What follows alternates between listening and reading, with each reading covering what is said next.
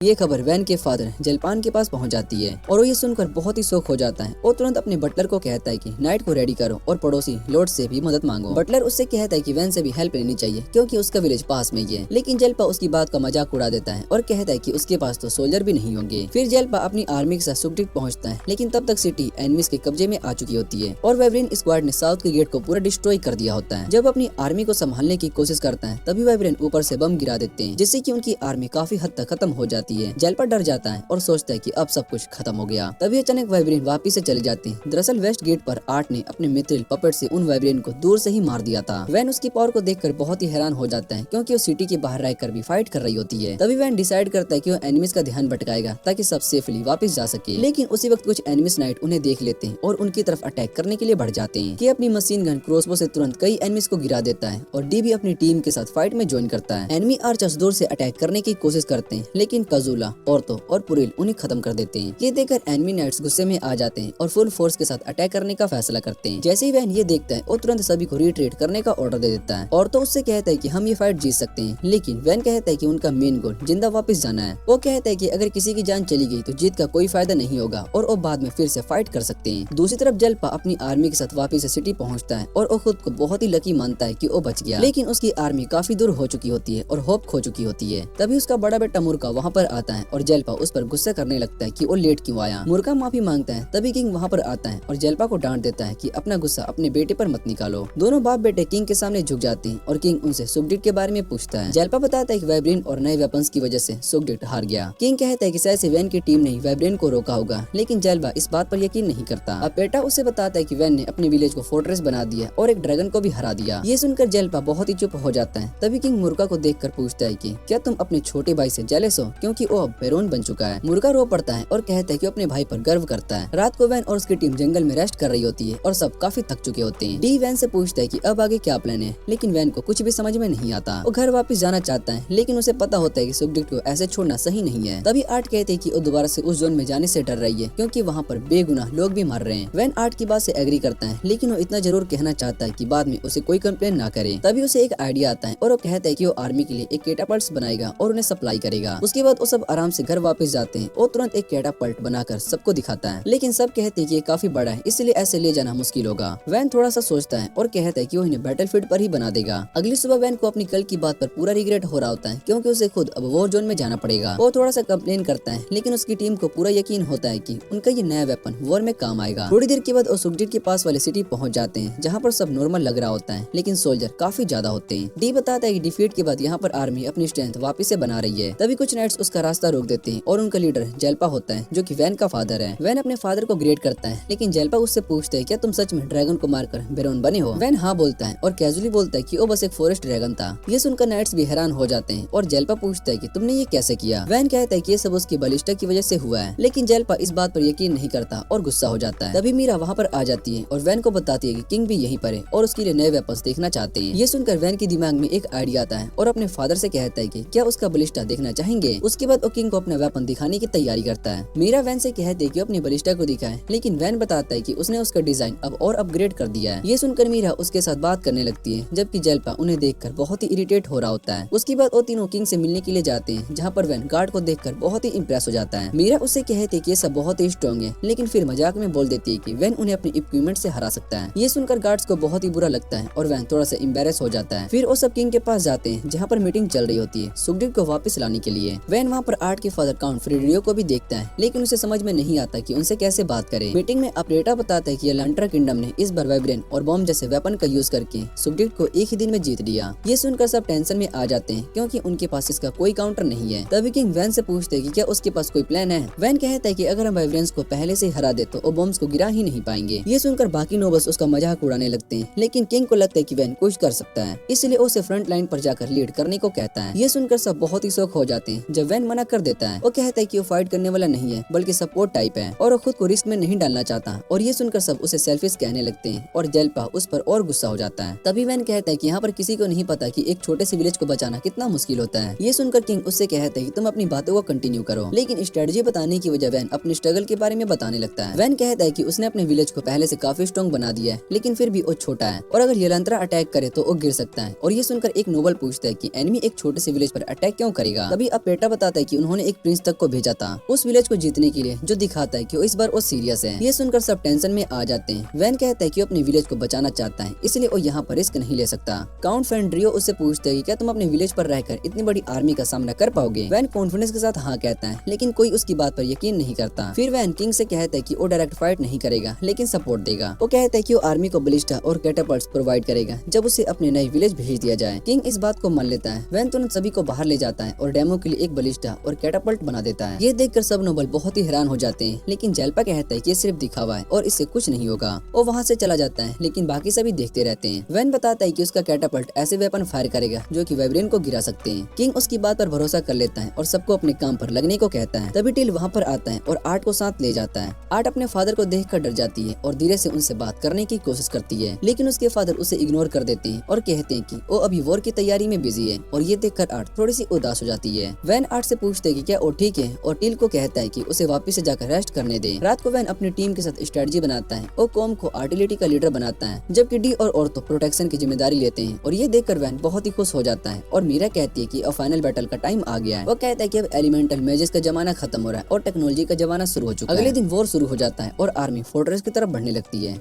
Van पीछे रहकर सब कुछ ऑब्जर्व करता है और ऑर्डर देता है। एनिमी जनरल देख लेता है कि स्क्वाड्रन या आर्मी अलग अलग डायरेक्शन से अटैक कर रही है, लेकिन वो बिल्कुल भी नहीं घबराता। वो अपने आर्चर्स को अटैक करने का ऑर्डर देता है, लेकिन वैन पहले से ही रेडी होता है। वो डी को सिग्नल देता है और सब सोल्जर्स अपनी शील्ड निकाल लेते हैं। एरो आसानी से ब्लॉक हो जाते हैं, जिसे देखकर एनिमी बहुत ही शॉक हो जाता है। फिर एनिमी अपने मैजेस को अटैक के लिए भेजता है, जो कि शील्ड्स को तोड़ने लगते हैं। डी अपनी टीम को कहता है कि बस थोड़ा सा और इंड्योर करो, क्योंकि हेल्प आने वाली है। तभी फोर्ट्रेस के गेट पर एक पावरफुल अटैक होता है और सबका ध्यान उधर चला जाता है। जेल्पा और फेंड्रियो मिलकर गेट को तोड़ देते हैं और मेन आर्मी अंदर घुस जाती है। इसके बाद सिटी के अंदर एक इंटेंस फाइट शुरू हो जाती है, जहां नाइट्स को एनिमी के स्ट्रॉन्ग सोल्जर का सामना करना पड़ता है। अचानक मीरा आती है और एनिमी सोल्जर को उड़ा देती है, जिससे डी और उसकी टीम को एक आगे बढ़ने का मौका मिल जाता है। दूसरी तरफ जेल्पा भी फाइट में फंस जाता है, लेकिन तभी औरतों और उसकी टीम उसकी हेल्प के लिए आ जाती है और जल्दी से एनिमीज को खत्म कर देते हैं और मोहॉक ग्रुप भी काफी ज्यादा डैमेज करता है। जेल्पा हैरान होकर पूछते कि क्या सब ये वैन के लोग हैं, और जब उसे हाँ मिलता है तो वो समझ नहीं पाता कि कैसे रिएक्ट करे। तभी सिचुएशन पलटने लगती है और एनिमी जनरल घबरा जाता है। वो तुरंत अपने सबसे पावरफुल वेपन का यूज करता है और वाइब्रेन स्क्वाड को अटैक कर देता है। काफी सारे वाइब्रेन्स आसमान में उड़ जाते हैं, लेकिन वैन इसी का वेट कर रहा होता है। वो के को ऑर्डर देता है कि कैटापल्ट टीम वाइब्रेन पर अटैक कर देती है। वो ऐसे फायरबॉल को शूट करते हैं जो कि हवा में फटकर सुक्रीन्स छोड़ते हैं और वाइब्रेन को गिरा देते हैं। ये देखकर सब बहुत ही खुश हो जाते हैं, लेकिन एक वाइब्रेन बच जाता है और उस सोल्जर पर अटैक करने के लिए उठकर खड़ा हो जाता है। औरतों और कुजाला उसे रोकने की कोशिश करते हैं, लेकिन उसकी स्किन को प्राइज नहीं कर पाते। वो उसे बस ग्राउंड पर रोक कर रखते हैं ताकि बलिस्टा उसे फिनिश कर सके। काफी अटैक्स के बाद भी वो जिंदा रहता है। तभी मीरा आगे आती है और उसे खत्म कर देती है। इसके बाद पूरा वाइब्रेन स्क्वाड डिस्ट्रॉय हो जाता है और मीरा कहती है कि अब बैटल का सबसे टफ पार्ट खत्म हो गया है। जेल्पा और फेंड्रियो ये सब देखकर बहुत ही हैरान हो जाती हैं, क्योंकि वो वैन को अंडर एस्टिमेट कर रहे थे।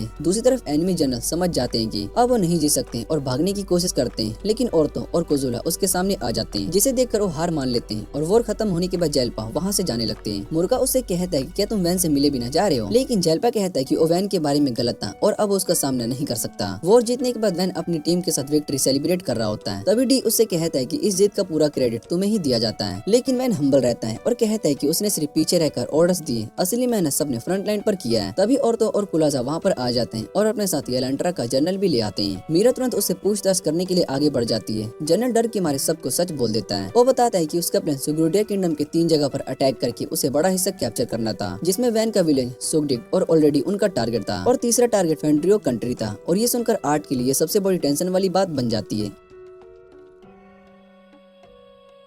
सिटी अल्ट में पहुंचते ही वो लोग देखते कि वहाँ के लोग डर के मारे इधर उधर भाग रहे होते हैं, अपना सामान लेकर जान बचाने की कोशिश कर रहे होते हैं। ये सब देखकर वो लड़की समझ जाती है कि सिचुएशन बहुत ही सीरियस है और अपनी माँ की चिंता होने लगती है कि कहीं वो खतरे में ना हो। तब मीरा बताती है कि एनिमी एक साथ 3 तरफ से अटैक कर रहे हैं, जिसमें से 2 जगह पर ऑलरेडी अटैक हो चुका है और अब उनका टारगेट है कोड फेंड्रेड का टेरिटरी। ये सुनते ही लड़की सीरियस हो जाती है और वैन से कहती है कि उसे वहाँ जाना होगा। वैन भी बिना सोचे समझे उसके साथ जाने का डिसीजन ले लेता है, लेकिन लड़की उसे रोकने की कोशिश करती है और कहती है कि उसके लिए फैमिली का मैटर है, पर वैन भी उसकी हेल्प करने के लिए रेडी रहता है। बाकी एडवेंचरस भी डिसाइड करते हैं कि वो लोग भी उसके साथ जाएंगे, क्योंकि उसे अकेला नहीं छोड़ सकते। उसकी बस इन बैटलफील्ड पर शिफ्ट हो जाता है, जहाँ पर वो लड़की सिटी पर हो रहे अटैक को देखकर सीधा डेंजर की तरफ भाग पड़ती है। तभी अचानक आसमान में से ड्रैगन आ जाते हैं, जो कि सिटी को तबाह करने के लिए रेडी होते हैं। ये सब देखकर लड़की बहुत ही शौक में चली जाती है। कुछ देर के लिए वो लड़की समझ नहीं पाती है कि क्या करे। तभी एक एडवेंचरर उससे कहता है कि अगर अभी बैटल में जाएंगे तो शायद सिचुएशन को संभाला जा सकता है और उसे कमांड देने को कहता है। लेकिन 8 मुश्किल से कहती है कि इस वॉर को रोकने के लिए काउंट फेंड्रेड के घर का कोई ना होना जरूरी है, वरना ये पॉसिबल नहीं है। तब सीन उसकी माँ शिरोन की तरफ शिफ्ट हो जाता है, जो कि सोच रही होती है कि अगर सिचुएशन और खराब हुई तो वो लास्ट ऑप्शन पर सब कुछ सेक्रीफाइस कर देगी।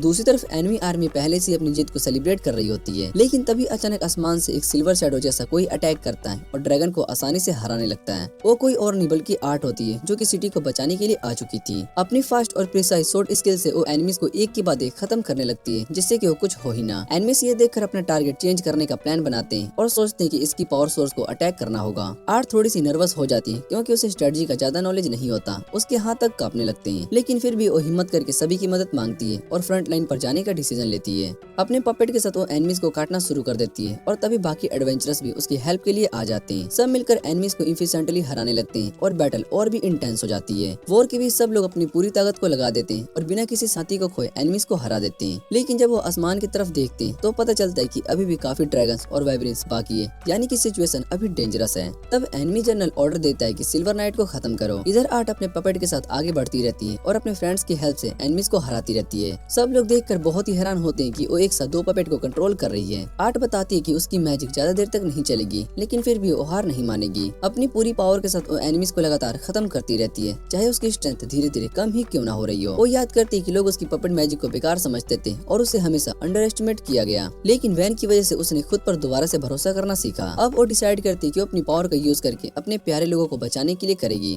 काफी देर तक फाइट करने के बाद वो सभी बचे हुए एनिमीज को भी खत्म कर देती है और फाइनली उन्हें विक्ट्री मिल जाती है। वॉर के बाद आर्ट बहुत ही खुश होती है और समझ जाती है कि वैन की वजह से वो यहाँ तक पहुँच पाई। वो अपने पपेट्स को थैंक यू बोलती है और उनसे माफी भी मांगती है। दूसरी तरफ उसकी माँ सोच रही होती है कि आखिर उन्हें बचाया किसने। तभी उसके फादर वहाँ पर आ जाते हैं और बताते हैं कि 2 पपेट्स ने ही पूरी आर्मी को पीछे हटने पर मजबूर कर दिया। उसके बाद पता चलता है कि जो रेनफोर्समेंट को लीड कर रही होती है वो कोई और नहीं बल्कि व्हाइट हेयर वाली लड़की आर्ट ही थी। ये जानकर उसका फादर समझ जाता है कि जिस बेटी को उसने कभी घर से निकाल दिया था वही आज सभी को बचाने के लिए वापस आ चुकी है और अपनी नफरत को साइड रखकर सबकी मदद की। उसके दिल पर बहुत ही भारी बोझ आ जाता है और वो रियलाइज करता है कि उसने अपनी बेटी के साथ बहुत ही बुरा किया था, जिसे शायद से वो कभी भी ठीक नहीं कर पाएगा। इधर आर्ट के पास कुछ लोग आते हैं और उससे पूछते हैं कि क्या अपने पेरेंट्स से मिलने के लिए वापस नहीं जाना चाहती, लेकिन आर्ट शांति से कहती है कि अगर वो गई तो शायद से सबके लिए ऑकवर्ड हो जाएगा और पुरानी बातें फिर से सामने आ जाएगी। लोग उसे समझाते हैं कि उसकी वजह से सब कुछ बचे और पुरानी बातें फिर से सामने आ जाएगी। लोग उसे समझाते हैं कि उसी की वजह से सब बच पाए और शायद से अब उसके पेरेंट्स उसे एक्सेप्ट कर ले, लेकिन आर्ट फिर भी श्योर नहीं होती क्योंकि उसकी माँ कभी भी उसकी पपेट मैजिक को पसंद नहीं करती थी। इसलिए वो डिसाइड करती है कि वो वापस नहीं जाएगी और वैन के पास लौट जाती है। सिटी में वापस आते ही वैन उसे मिलता है और तुरंत समझ जाता है कि वो कुछ ज्यादा ही परेशान है। आर्ट धीरे से कहती है कि वो बस एक यूजलेस इंसान है और अपने आप पर भी डाउट कर रही होती है। वैन उसकी बात को समझ नहीं पाता और कहता है कि तुम इतनी अमेजिंग हो, तुम इतनी इजीली अपने पपेट्स को कंट्रोल करती हो, जो कि बहुत ही इनक्रेडिबल है। वो उसकी काफी तारीफ करता है और कहता है कि उसने बैटल में बहुत ही अच्छा किया और वो पहले से काफी स्ट्रॉन्ग हो चुकी है। ये सब सुनकर आर्ट अपनी इमोशन को कंट्रोल नहीं कर पाती और रोने लगती है, जबकि आसपास के लोग चुपचाप रिस्पेक्ट के साथ ये सीन देखते रहते हैं। वैन लगातार आर्ट की तारीफ करता रहता है और वो कहता है कि उसके लिए कितनी इम्पोर्टेंट है और वो खुश है कि वो सिर्फ वापस आ गई। उसके बाद सीन कुछ साल बाद का दिखाया जाता है जहाँ पर सब कुछ काफी बदल चुका होता है। वैन ने अपने विलेज में शॉप्स और इंस बना दिए होते हैं और पूरी जगह को एक अच्छी और पीसफुल जगह बना दिया होता है। जो विलेज पहले गरीब और प्रॉब्लम से भरा हुआ था अब वो बहुत ही खुश और लाइवली जगह बन चुका होता है,